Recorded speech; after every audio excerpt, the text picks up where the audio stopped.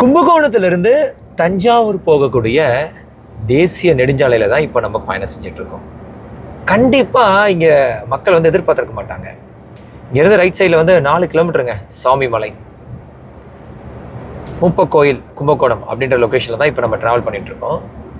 ஒரு சில வருஷத்துக்கு முன்னாடி இந்த மாதிரி ஒரு நேஷ்னல் ஹைவேஸ் விரிவாக்க பணிகள் முடிஞ்சு ஒரு 25 to 30 மினிட்ஸில் கும்பகோணத்துலேருந்து தஞ்சாவூர் நம்ம ட்ராவல் பண்ணிடலாம் அப்படின்னு சொல்லிட்டு டெஃபினட்டாக யாருமே எக்ஸ்பெக்ட் பண்ணி பார்த்துருக்க மாட்டோம்.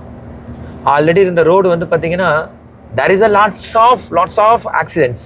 நிறைய இடங்களில் நிறைய விபத்துகள் தொடர்ந்து பல்வேறு இடங்களில் வந்து பார்த்திங்கன்னா இந்த விபத்துகளை சந்தித்த ஒரு முக்கியமான ஒரு சாலையாக இந்த சாலை இருந்துச்சு. இப்போ இந்த தேசிய நெடுஞ்சாலைக்கு அப்புறமா மக்கள் எல்லாருமே இந்த சாலையை அதிகமாக பயன்படுத்த ஆரம்பிச்சிருக்காங்க. குறிப்பாக தஞ்சாவூர் கும்பகோணம் வழியாக சென்னை போகிறவங்க, கும்பகோணத்துலேருந்து சென்னை போகிறவங்க, கும்பகோணத்துலேருந்து தஞ்சாவூர், திருச்சி, கோயம்புத்தூர் இந்த மாதிரி ரோடை பிடிக்கிறவங்க எல்லாருமே வந்து பார்த்திங்கன்னா அதிகமாக பயன்படுத்தக்கூடிய ஒரு முக்கிய பிரதான சாலையாக இந்த சாலை வந்து மாறி இருக்கு. ஸோ கும்பகோணம் தஞ்சாவூர் ரோடுனுடைய எக்ஸ்பீரியன்ஸ் எப்படி இருக்குது அப்படின்றத கமெண்ட் பண்ணுங்கள். Bye, take care, love you all. Karthik தமிழன்.